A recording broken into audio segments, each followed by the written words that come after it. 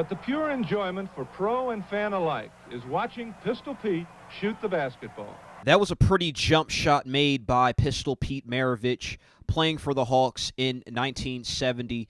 Here is a rare interview from that game in 1970, Pete Maravich with the Hawks. Pete, we talked at halftime of your first game as a pro, and now this is game number 35. What are you doing differently, if anything? Well, differently, Jack, I believe that I've gotten into the lineup a lot more. I'm starting now, and the reason for this, I guess, we're moving the ball a lot better. We've improved our record from, I think we were about 7-22. Now we've got up to 12-23, which is not too good, except that we're only about two games behind Cincinnati in our division. So that's what we're looking forward to, and we just hope to just keep improving. Pete, I made the point in the first half that you're figuring more into the Atlanta offense. You're the hub of the offense. Is this what you and Richie Guerin are trying to do, get you more into the offense? Well, I think we just try to keep everybody in the offense. We want to try to keep all our big men happy, and you know that you have to do this. And our main thing is just to try to run as much as we can, and when we don't have the shot, to try to set up one of our big men. Pete, how about defensively? The Suns have been running you into double and triple picks. Has that been a problem for you in the first 35 games of your pro career? Well, I've been running into a lot of picks, and I've gotten all my knocks. I've had about 10 stitches so far this season. I'm sure I'll get a lot more, but the main thing on these, what we're going to try to do is just try to switch more often because they do a lot of, you know, cutting off their centers and their forwards. How about this Atlanta ball club? You're 12 and 23. Do you think that you can turn it around, so to speak, and do you have the kind of a ball club that can be a factor in the last half of the season? Definitely, I think so. I think we are coming of age right now. We've won 6 of our last 8 games, and I think that we are about 75% of our schedule is at home in January, so this is definitely an advantage for us. So we're just looking forward to, you know, the new year and everything, and try to get things going again. Those were rare highlights and a rare interview from Pistol Pete in the 1970s. We're going to go over Pistol Pete's time with the Atlanta Hawks in the 1970s before he went to the Utah Jazz. I'm Jansen Harris with the Just Good Network. So let's start from the beginning. Pistol Pete was born in Pennsylvania, and he played at LSU under his father, Press Maverick. The two clashed a bunch of times, and on a real note, they didn't really win a lot of games, not much success. But Pistol Pete, on the other hand, had a bunch of success. The all-time leading NCAA Division I scorer. He was unstoppable. And his relationship with his dad was unique because Press, in his face, would basically be really hard on him. They would argue on the sidelines, but they would still get along enough where they could coexist and play the game. And ultimately, that made Pistol Pete Maverick even better as a player with being under his dad. Averaging 44.2 points a game in 3 seasons. That's just unheard of. And put in perspective, back in the day, this is before the three-point shot. So, yeah, Pistol Pete probably would have been even more points if it was in today's game in 2020. So just think about that. The three-point shot didn't even come into effect until his last season where he played for the Boston Celtics, which shit, people don't even remember that. But that's when the three-point shot came in. And if you listen to other stars, they'll say, hey, if the three-point shot was there when Pistol Pete was in his prime playing, then he would have a lot more 50 and 60-point games.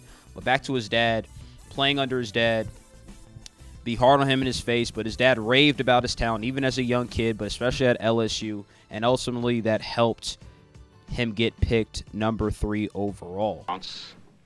That Pete Maravich will play professional basketball for the Atlanta Hawks. And what makes this historical was basically this was a time where a lot of people in the South were being discriminated against, especially the players. Basically, in this time frame, nobody was getting paid any type of money but Bill Russell and Wilt Chamberlain. Basically, if you weren't a big man, you weren't getting paid. Pistol Pete changed all of that. So from day one, Pistol Pete had a lot of enemies. He was labeled as the Great White Hope. Basically, he was the player that really validated for a lot of the white population, especially in the South, to say, look, he's our golden boy. He got a $1.9 million contract, and that was really rare for a person 6'5". But again, That's going to start any type of beefs and tension when you're labeled as the Great White Hope. When you have a top scorer on the team like Lou Hudson and you had a star center in Walt Bellamy. So that really made him not liked off rip. And I'm not going to lie, throughout his time with the Hawks, he wasn't liked that much.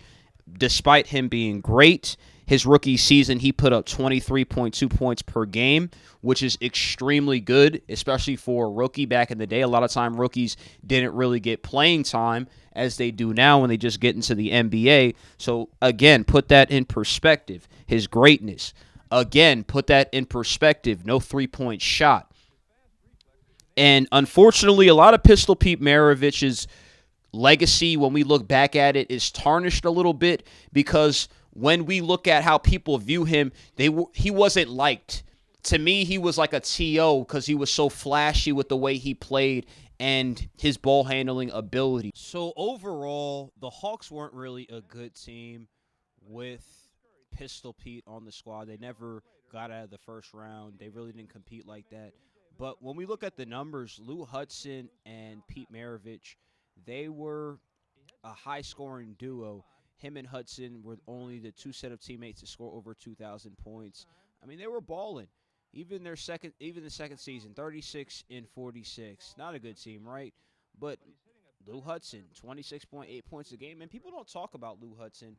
And I mainly think it's because of the winning aspect. He's one of many other players, and even Walt Bellamy, that people just don't talk about. But when we look at the numbers, these guys put up a lot of points. And Pete Maravich, they don't even talk about him on the Hawks, but made the All-Star game, second team All-NBA, first team All-NBA. He did his thing.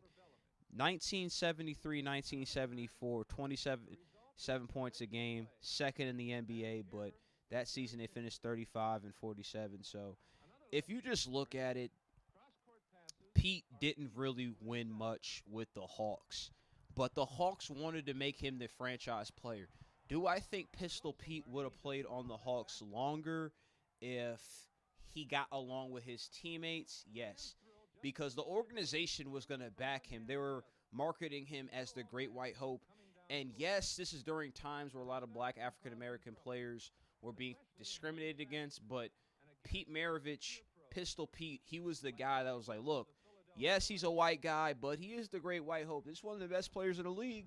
And even early with the Hawks, he showed that before he went to the Jazz. And I don't even think he would have been traded if it wasn't for some of his actions, which we're going to talk about right now.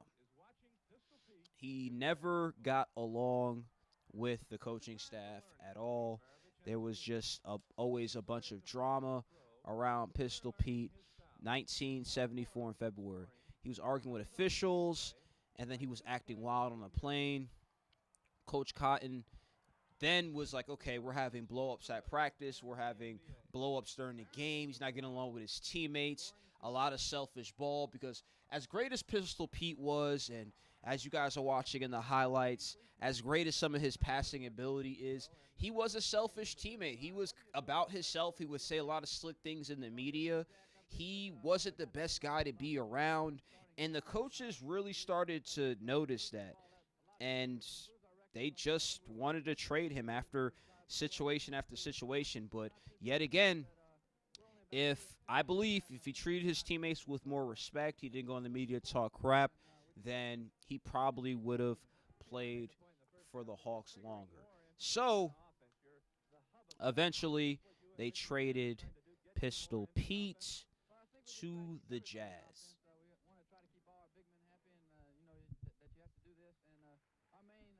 Who they traded Pistol Pete for was the Hawks traded him on May 3rd, Pistol Pete and a third-round pick for 2 first-round picks in the 1978 and 75 draft, 2 second-round picks, and a third-round pick. Hawks coach Richie Gooten, he called the deal the biggest steal since the Louisiana Purchase. Mavericks, Hawks, they consider him, Pete Maravich, the Hawks always consider him as a selfish player. I remember he went up to the GM famously, and they said it, that he was like, what'd y'all get for me? And he was basically acting like it wasn't enough. And the GM, even having that conversation, he was like, look, he just didn't want Pistol Pete to go off on him. So that was just his time in Atlanta. Great scorer, obviously great with Utah. His time in Atlanta he was a selfish player, but the fans went out, the fans loved him, the fans supported Pistol Pete.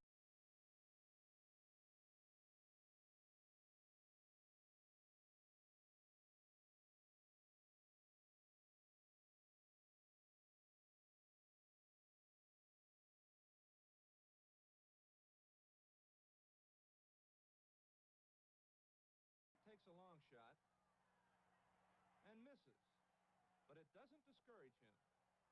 A few moments later, we see him use teammate Jimmy Davis, number 24, to shake loose from Al Ados. He heads back for the exact same